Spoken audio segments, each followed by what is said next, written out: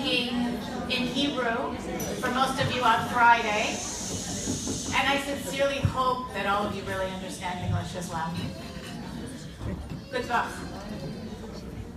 Sometimes I step back and I feel, oh, how did I merit to be in the Rebbe's troops since the 6th of Tammuz, 1989?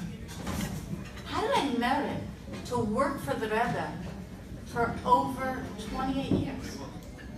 How does the Rebbe take a simple person and invest in me? His powers, his koiches are coursing through my veins. The Rebbe Rayatz, in 1927, traveled to Eretz Yisrael. He wanted to daven by the Kivrei Tzadikim there because they wouldn't exactly let him back to Russia to daven by the Tzionim of the Rabbeim. When he was in Eretz Yisrael, when he was in Eretz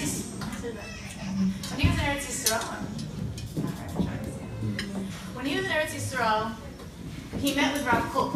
Rav Kook was the rabbinical head of the settlement there.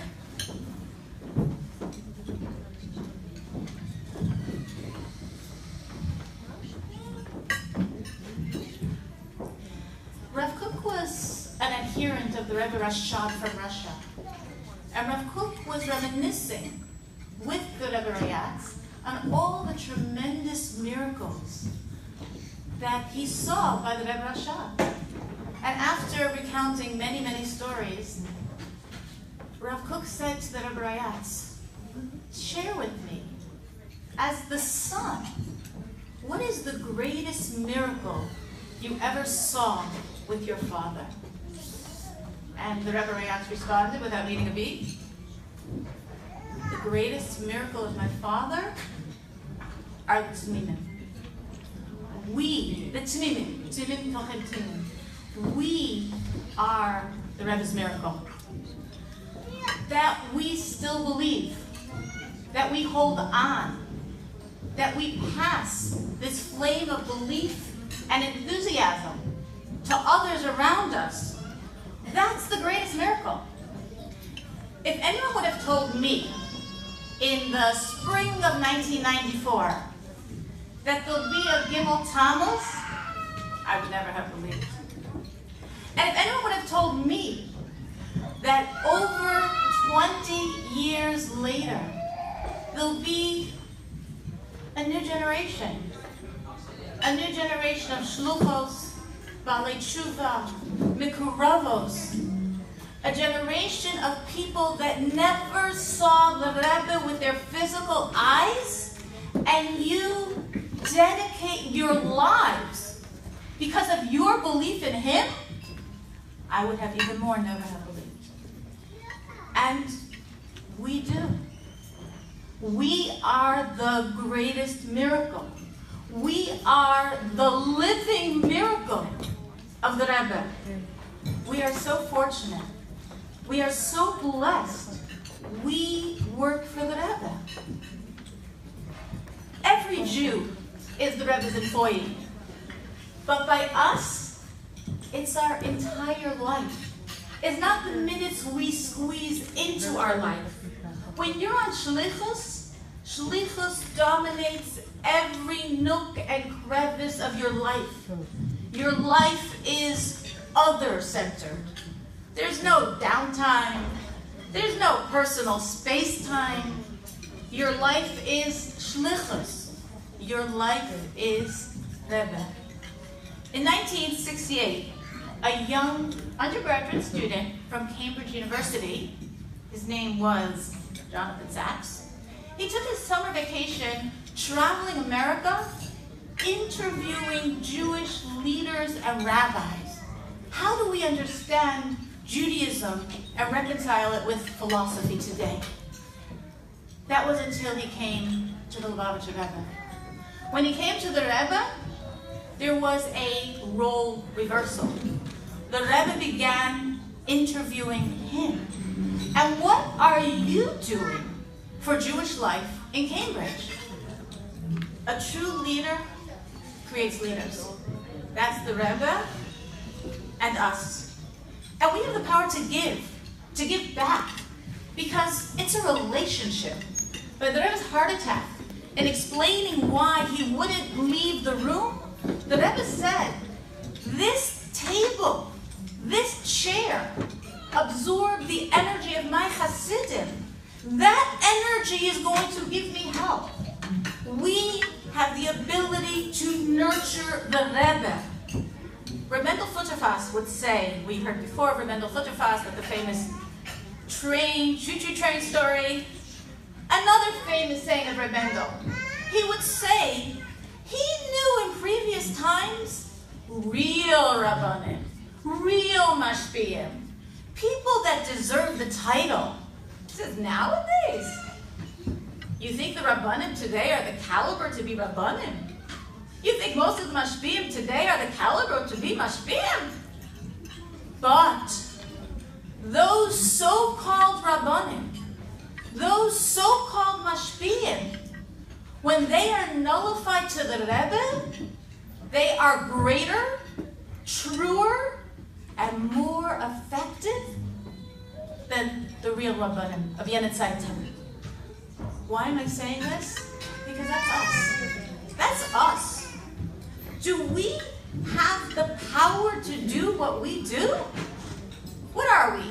We're the teacher, and the mentor, and the administrator, and the confidant, and the mashpia of women far older than ourselves. Do we have the power to do that? Not at all. But the Rebbe does. And thus we do. A student of mine once shared, she said to me, I'll never forget, she said, we're so lucky we have superheroes. The Rebbe is a superhero with powers that blow us away again and again. And we're so blessed because those powers are intimately fused with our own. The famous story with Shirley Chisholm and the food stamps, my Rebbe. The story with the Rebbe and the young boy by his bar mitzvah, talking about baseball. Whoever tries harder wins. Seeing deep, deep, deep into his future, my Rebbe. With Viktor Frankl, giving him the encouragement he needed precisely at the moment he needed it. Giving him the ability to persevere in his vision and ultimately publish Man's Search for Meaning, my Rebbe. With all these powers, these Superman powers, we go out. We're the hands and the feet. So where is the Rebbe? In Ethiopia, in Bolivia, in the Philippines, in Chicago, wherever we bring him.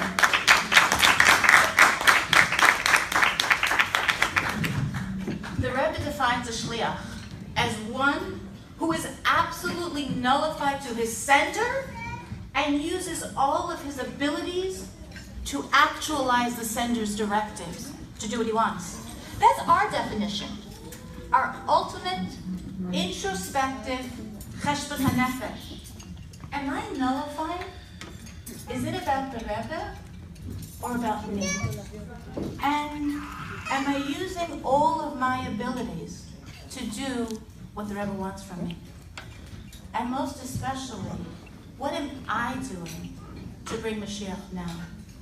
Am I utilizing all of the powers the Rebbe is entrusted in me? We know, b'zchus nashim tzidkanios, nigalo b'feim v'mitzrayim, u'b'zchusan asidim higo'em. Envision all those nashim tzidkanios. Envision a human chain, a chain of holiness, belief, faith, light. Envision that chain of faith. And now we're attaching the final links to complete that chain of belief. Who are the final links? Every single Jewish woman in the world today. We, because every single one of us has been tested and tested again. We've gone through fire, we've gone through water, Each one of us has done what we need to do to push away the final shards of Golus and bring down the lights of Geula. My father was sick with Yenamachla for 14 years. For 7 years, very, very aggressively. And many times, I saw him push himself, and I felt very bad. Why are you doing this to yourself? I remember once, he was supposed to speak at a Torah science conference held then in Crown Heights. It's a 4-hour drive from where he lived in Baltimore. Right here in this room. Right here in this room. I wasn't here, I was in Chicago. And he was too sick. He was too weak to drive. And my father did not like to fly. But he insisted on flying. And he came with an oxygen tank. And he spoke. And when he did that, I felt very bad. I said, why did you do that? Why did you do that to yourself? But later that year, when he passed away, in retrospect, I was so happy that he did exactly the thing I did not want him to do then. And this is my Golus Geula model. We are all overly amply blessed with many opportunities, hard opportunities, opportunities we might wish we didn't have. But in retrospect, we will be so grateful to Hashem for every one of those, specifically those challenging gifts. The Rebbe Rayat said, if before my imprisonment, I could have paid all the money in the world to avoid a few minutes of that pain, I would have given all the money in the world. But now, after the imprisonment, if someone wants to buy off me a few minutes of that time, I won't sell it for all the money in the world. Every moment we merited to work hard for the Rebbe are the most precious, valued moments of our lives. Moments we will never give up. These moments are the eagle's wings that are propelling us toward the Geula. I'd like to share in this public forum a very personal Gimel Tammuz story. It's actually my father's Gimel Tammuz story. At that time, he was very, very, very sick. I'm going to go back to Friday, the 1st of Tammuz. My father had already been in the hospital in very, very critical condition. It was, as they say, the end. I came with my mother to spend Shabbos in the hospital room. I spent Shabbos watching a lifeless body. I remember they tried to weigh him, his body flopped up, his body flopped down. They put a dropper in his mouth to see if he had any swallow reflex left. He didn't. Motzei Shabbos came, I was done. I left. My mother stayed. That was the night of Gimel Tammuz. After 3 a.m., that Motzei Shabbos, Gimel Tammuz, my mother is in the hospital room with that lifeless body of my father. And suddenly, after 3 a.m., my father's body jerked forward. My mother was like, she panicked. How could this body move? And she called the nurses, and everyone ran into the room. You can't be. This body doesn't even have swallow reflex. There can't be any movement. The following Friday, I brought my father home from the hospital. As we left, I was overwhelmed. I'm walking with a miracle. Trias HaMesim. And it happened Gimel Tammuz. Gimel Tammuz gave my father 24 more days of life. The Rebbe gives us life. Gimel Tammuz gave us life because to be the righteous women, to be the emissaries of the king after Gimel Tammuz, you have to believe so much more. You have to believe from such a deeper place than would ever have been possible before. So Gimel Tammuz gave us life. us life as Hasidim. It gave us a profounder lease on life. That life, that inner chayus, that deep-rooted, unshakable faith, we have.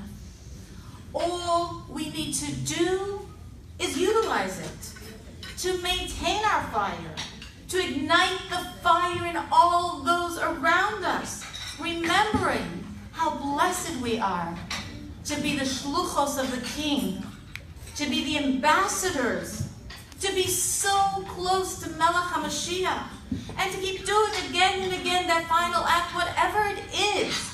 We will just keep doing it to be reunited. And at that time, Melech HaMashiach will thank every single Jew, because every Jew is part of making it happen. I can imagine how I will feel when the Rebbe thanks me. I'm going to be crying for sure. I'll be very overwhelmed, very touched, and I'll feel very small. You're thanking me? I should have done. I could have done so much more. But I'm going to have one lifeline to hold on to. Rebbe, I did remain faithful to your shlichus. Thank you for gifting me with my emunah in you.